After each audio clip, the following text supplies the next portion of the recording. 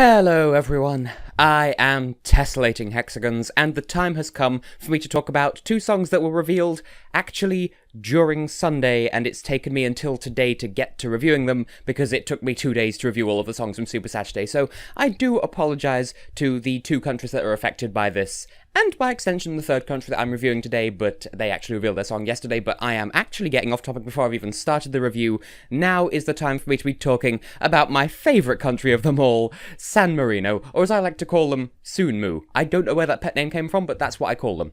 Anyway, this year they will be represented by Jimmy Wilson and the prevailing queen of the Eurovision Song Contest, Valentina Monetta, and the song Spirit of the Night. It's totally in English, and it was written by Stephen Barnacle and Jutta Staudenmeier, and composed by, well, who do you think? I mean, really, it's San Marino, Valentina singing.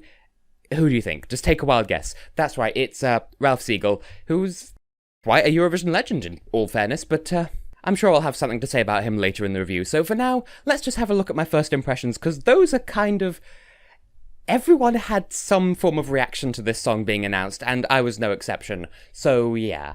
Oh my giddy wow. I mean, when SMRTV said they got a double act featuring an EU artist and a non-EU artist, okay, first of all, when they first announced that, I thought they meant someone from San Marino and from someone outside San Marino, and I was expecting Arisa and Irol MC, and kind of glad that it's not them, but just because I feel like Irol MC isn't quite right for Eurovision, but I don't know, that's just me. Anyway, as soon as the internet heard that it was going to be an EU artist and a non-EU artist, the internet was flush with jokes about Valentina making a return, but I don't think anyone actually dared to believe that it might actually happen, but sure enough, the undisputed queen of San Marino has chosen to grace our screens once more.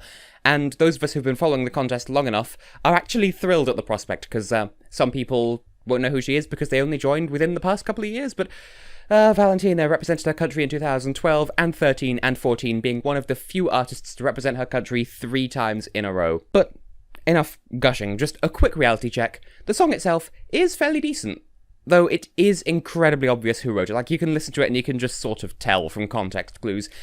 Now, Ralph Siegel, his name is usually enough to send people running away from the idea of voting for a song whether they've actually listened to it or not, and that is not fair. So let's give this one a fair hearing, much like it deserves, and as I always do with my Eurovision songs. Maybe it'll be 4th time lucky for Queen Valentina and her honorary prince. As always, let's start with what I like about the song. Well, I'll open this section of the review with a prediction. Similar to Montenegro last year, I suspect that this one is one of those songs that will sound absolutely incredible live. That's not to say that it sounds bad in a studio version, far from it. Their deliveries and harmonies work exactly as well as they're intended to. But live, I imagine that will gain like an entire extra dimension of just magic to it. After all, we already know just how powerful Valentina's voice can be. In fact, since she last took part in 2014, this is actually my first time reviewing a returning artist, I think. Like, an artist who has represented the country more than once in the time that I've been reviewing. Whereas, I know I've reviewed artists who've then gone on to return as composers and possibly vice versa, but I think this is the first time. But anyway, yeah, we know that Valentina's voice is really impressive, and if she's willing to trust Jimmie as her duet partner, then so am I. And actually, that is another point, to be fair. Within the Eurovision bubble, Valentina is a known and trusted, capable artist. We've seen how diverse she can be in terms of style, in terms of performance. We've seen what kind of energies and performances she can bring to the table. So we know that when she gets to Kiev, we can expect a very convincing live performance. By that, I mean pitch-perfect vocals, belief in the song, excellent charisma and chemistry with the camera and with her duet partner. I don't have a duet partner, I'm standing here in my bedroom on my own, but hey, the whole package. And once again, if Jimmie meets Valentina's criteria as a duet partner, then I would like to assume that he can meet those criteria for me as well. And one other thing, I know for certain that not everyone will feel this way, but for me at least, the song is just a proper feel-good anthem. Maybe not anthem, but it's a feel-good song. Whenever I finish listening to it, I'm left in a good mood. Not because the song's over, calm your sassiness. The song always leaves me in a good mood. And for a song about finding love thanks to the magic of being in the right place at the right time, I dare say that's probably very much the intention. So, yeah, by way of the instrumentation and their harmonies and the key of the song, although that is a separate point that I'll come back to, they really do capture the mood and ambience of being in the kind of club that they show in the music video, and in the kind of mood the lyrics mention. So I think they've done a remarkably good job here capturing and just nailing down the exact atmosphere and feeling that they're going for with this song. So nice one, San Marino. there's a reason why Europe loves you. But what will we find on the other side of the coin of discussion? I'm running out of metaphors. The points where someone might not necessarily take to this song. Well, I know discussions of what counts as modern and what doesn't has been batted back and forth quite a bit this year, what with songs like Latvia and FYR Macedonia blurring the lines somewhat, but I think it's safe to say that this one falls into the category of 80s to 90s nightclub throwback, and that's being a little bit on the generous side, but that depends on who you ask. For that aesthetic, they've captured it really well, but some people will just right out of the gate dismiss it as old, and therefore out of touch with today's music industry. As for whether or not that's true, as I said, that's a question of taste. Some people will think that, some people will disagree. I don't think it's that old sounding, I think it's just, it's a throwback, but it does depend on what you're accustomed to as far as taste in music goes.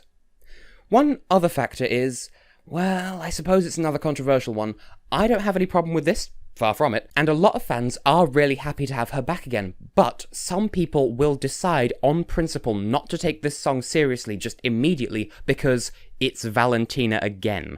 The common opinion is something to the effect of the Queen is back and she's welcome, and that's fair enough, but I do still remember some of the horrible things people were saying in 2014, where even then, because that was her third attempt in a row, people were saying that she should just stop, she should give up, that she should get a real job, or they were being properly mean and vicious, and like, that's not okay, but I'm just worried that people might take that silly mentality again this year. So what if it's Valentina's fourth time at Eurovision? All that shows is she's a really talented artist who people recognise as talented. And I suppose I ought to append to that some people might also take against the song because Ralph Siegel composed it. For some reason, the community at large has taken against him, but not Thomas Giessen, who basically does exactly the same thing. I can't say I've ever understood that one, to be honest, but hey, there you go. Now, one other thing that I did find when I was casting around for opinions as to what people thought of this song, because we did actually struggle to find too much actually wrong with the song, really, apart from some people might not like who's performing it or who wrote it just because they don't like names they've seen before or something, and the other criticism being the perceived age of the song in terms of style, which, again, is an intangible discussion at best. The only other thing that I've heard multiple times said about the song is kind of the cluster strike of key changes towards the end. Some people think it's excessive. I think it's fine. They're going for the mood of the club, and I think it fits, but some people think that it's a bit much. I mean, some songs have just one and it sounds out of place. This one has like 2 or 3, and it's not awful, but some people have criticised it for it, so your mileage may vary. So what are my ratings for this one then? Well, for my own personal how I feel about the song, I'm going to give it a 9 out of 10. I feel as though I should label it as like a guilty pleasure, but I can't say that I'm ashamed of liking it. So yeah, it's a bit of a throwback. So what? It's got a reputable team behind it and a credible pair of artists in front of it, so why not? It makes me feel good and forget about my problems for 3 minutes, and my enjoyment of the song is innocent and sincere. I'm not just bandwagoning because I happen to like San Marino as a country, and I'm not just bandwagoning because I like Valentina as an artist.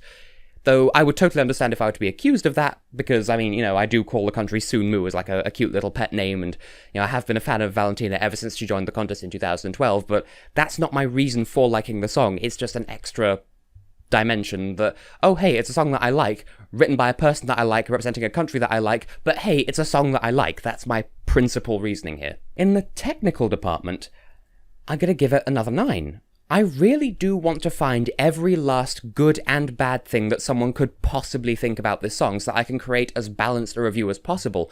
But I genuinely am drawing blanks in the bad points department.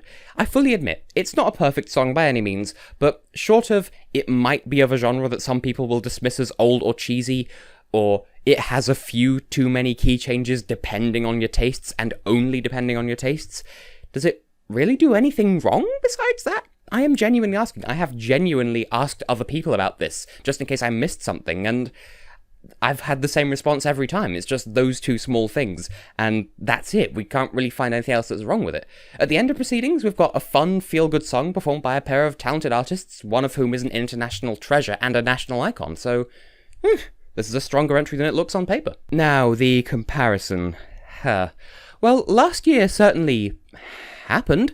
I feel like I should offer Serhat an honest apology for the way the community reacted to his song, and applaud him for his upbeat and friendly demeanour throughout, even through all the negative comments that were said about him, be they reviews of his song like mine, or people being less civil about it. And also, I want to congratulate him on his 12th place finish in his semi-final, beating fan favourite Iceland by a whole 17 points and 2 places. But having said that, I'm giving the win here to Valentina and Jimmie. Their song is so much easier to listen to, it's easier to get into, and at the very least to me, it's much more enjoyable. In hindsight, the only major complaints about I Didn't Know was that Serhat's voice lent the song a texture that some people had difficulty coming to terms with or being comfortable with, including myself, I admit, and its perceived age as a composition, whether that was the original version or the disco remix. So, if, on paper, that's all that it did wrong, then Spirit of the Night still definitely has it beaten, simply by not initiating those controversies in the first place. In theory, this year should be a better year for San Marino in terms of points. But that is just in theory, I recognise. So do I think we'll see it in the final? I wish that I could say with any degree of certainty that either it will or it won't. I wish I could be certain about this in any way. Plus, I would so love to see San Marino in the final again. They're so underrepresented and I love them. As it currently stands though, both semi-finals are hugely competitive this year, and no matter what happens, there will be disappointments, there will be good songs that will miss the final no matter what. As it is, I've looked at the running orders, or as they're currently drawn, the halves, and I've seen 11 songs in both semi-finals that are likely to qualify, and of course you can't have 11 qualifiers, so it's gonna be vicious. What I don't know is how San Marino will fit into all that, because as far as the public goes, this will get votes from people who genuinely enjoy the song, of course. It'll get votes from people who are happy to see Valentina back at Eurovision. It may even get votes from people who weren't expecting to like it, but then fall in love with it on the night, like I did with Calliope's song last year. It does happen. And as for the juries, once again, on paper, it's not something they would traditionally go for necessarily, but in practice, it really doesn't put a foot wrong, really, apart from perhaps the genre, which in turn incites it to have those key changes. If nothing else, I think it'll all come down to the live delivery, and I think the live delivery will get San Marino the recognition they deserve, because Valentina is a really talented artist, and I'd imagine that Jimmie will bring some charisma to the table as well. So, who knows? Maybe all that will add up into being San Marino's most successful foray into Eurovision to date. So, I will say, good luck, San Marino. It was nice reviewing another one of your songs, Valentina. And, if there's anyone from SMRTV watching, please don't withdraw from Eurovision. I know things have been difficult with the discussions with the EBU about changing the voting procedure so that it doesn't discriminate against San Marino, but please don't withdraw because of that. I really do like your style, and hey, your head of delegation does have my email address, so if you ever need me to advise your songs, then call me with an email? Anyway, good luck, and we'll see you in Kiev.